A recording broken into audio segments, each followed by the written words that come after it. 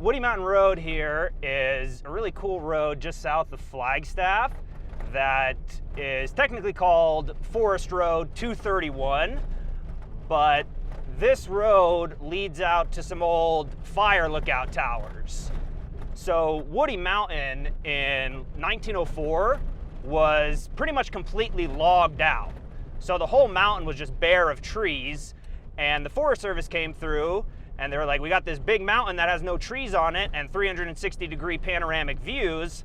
Let's build a fire outlook tower up there.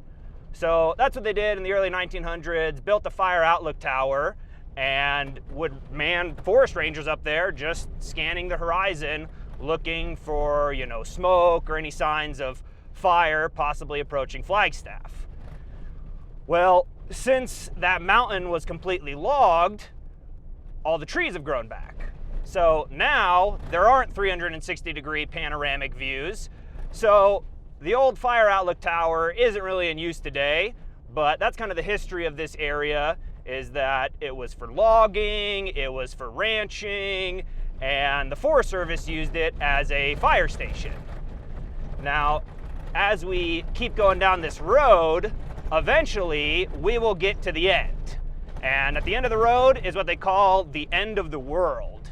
It's kind of the edge of this high elevated plateau we're on, and there's another fire outlook tower in that direction, because on the edge of the plateau, we've also got miles and miles of views as you kind of look out over the lowlands of Sedona, and you can even see kind of down to Jerome, and depending on how clear it is, you can see a good ways out there. So Woody Mountain Road here was used for access to those fire towers, and today it's used mostly for recreation. So you've got Rogers Lake Natural Area, which is really fun to go hang out at, do some bird watching, do some light hiking, and then throughout the forest here, you've got many premier campground, or not campgrounds, but camping spots where you can pitch a tent and enjoy yourself. So Woody Mountain Road is a really cool road to check out when you're coming to Flagstaff. It is a dirt road, gravel road, so you can't take every car down it, but it doesn't get so intense that you need a high clearance like Jeep or four-wheel drive truck. You can pretty much get out here with a solid mid-sized car, crossover, SUV, truck, whatever you got. You're gonna be okay heading down Woody Mountain Road. Northern Arizona, southern Utah, western Colorado, parts of New Mexico, it's all part of this massive uplifted landmass that geologists call the Colorado Plateau. So between about 70 million and 30 million years ago, the North American continental plate was hitting an ocean plate. And as that oceanic plate kind of subducted underneath the continent, it actually took a very shallow subduction, which kind of slid underneath all the rock layers and elevated them from sea level way up into the air, up here at 7,000 feet. So right here, you can see all of those sedimentary rocks, or some of them at least, that we have here in northern Arizona. So looking across the canyon here, it really kind of just looks like a bunch of gray, tannish colored rock. But if you look closely, there are some interesting things you can see.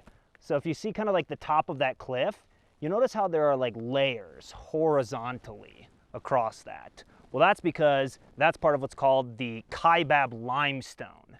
And that limestone was laid down as seabeds, 250, 270 million years ago or so. Then as you go down the wall of the canyon, all of a sudden that kind of horizontal stratification kind of disappears. And then you get another tan cliff, but if you look at the lines in there, they're actually kind of more diagonal and crisscrossing. And that's because that is what's called the Coconino sandstone, which is a lower layer of the Colorado Plateau. And instead of being formed as ocean floors, it was formed as sand dunes. So in the ocean sediments, you have this very nice horizontal banding, whereas in that Coconino sandstone, you've got this kind of cross bedding from those sand dunes that are petrified. Then just below that, if you can start to see some reddish colored rock, just below the Coconino sandstone, the next layer is what's called the Hermit Shale. And that's that kind of red rock that you see at the Grand Canyon.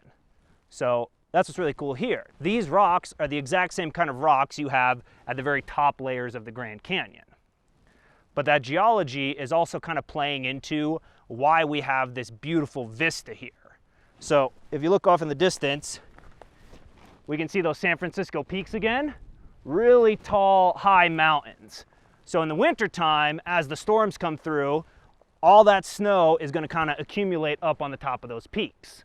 Then in spring, as that water melts, you know, that ground or that melt off is going to be pulled towards sea level by gravity. Now, those upper layers of the Colorado Plateau, the Kaibab limestone and the Coconino sandstone, they're kinds of sedimentary rock that are a little bit more permeable. Water can actually flow through them. So that Kaibab limestone creates karst systems that water can flow through, and the sandstone is a little bit more porous, so the water can kind of drain through it. So you go down through a few layers as the water's draining through the ground, but then that shale layer, that shale is hardened clay. And kind of like what we were talking about earlier with Rogers Lake, how that clay seals in the bottom and kind of traps that water there. Well, as that water permeates through the limestone and through the sandstone, then all of a sudden it hits the shale that's less permeable. So instead of keeping going down, that shale kind of pushes the water out the side of the Colorado Plateau. So that's part of what they call the Coconino Aquifer. Basically the groundwater that falls around Flagstaff and the snow melt off of the San Francisco peaks, all that kind of drains down until it hits that shale. And as it goes further and further to the south, kind of being drawn off the Colorado Plateau, all of a sudden where that water escapes, you start to get these big canyons carved and these different kind of passageways and this unique landscape that we see here. So this whole vista right here is all tied into the geology of the Colorado Plateau and then also the hydrology of the water table here. So it's just really cool that this beautiful view is all carved and built by natural processes. Not literally the edge of the world, but you get that feeling here. This is kind of the edge of the Colorado Plateau, that really uplifted landmass that makes up northern Arizona that we were talking about earlier. So from here, as we're looking out, we're looking down into Oak Creek Canyon. And Oak Creek Canyon is where you'll find Highway 89A, which is one of Arizona's most scenic highways. So as you're standing here, you'll see the cars kind of running down the road, going down through the canyon, but that's also the path of the actual creek. And Oak Creek is home to Slide Rock State Park, which is another really cool location here in Arizona. Now, we're not going to show you Slide Rock up close today, but if you look out from here on the edge of the world, look down towards the road, you'll see at the very bottom some reddish rock with a little bit of blue-green water flowing through it. That's Oak Creek, and that's Slide Rock State Park. The Colorado Plateau does, extend slightly beyond where we are. All these rocks still contain that Kaibab limestone, Coconino sandstone, the layers we were talking about earlier, but now it's starting to be carved and cut up by Oak Creek, by the West Fork, by Sycamore Creek down a ways. Those aquifers are starting to pump water out the side of the Colorado Plateau, creating these creeks, carving these canyons. And sometimes the creeks and waterways kind of carve around the plateau so much that they create these isolated mountains. So as you're looking across from the edge of the world here, the next big plateau you see on the other side of the canyon, that's actually known as Wilson Mountain. So it's not really a mountain like we were talking about earlier with the volcanoes that kind of erupted and grew and are like big points and pinnacles. This was a mountain that was carved by the land kind of eroding away around it as Oak Creek and West Fork and Sycamore Creek kind of make their way down to the Verde River. Then the Verde River leads into the Salt River, and the Salt River takes that water down to the lower Colorado, and then it makes its way out into the ocean. So these rocks right here are the same kind of rocks that you see at the upper layers of the Grand Canyon, and the water flowing here will also eventually make its way into the Colorado River downstream of Grand Canyon.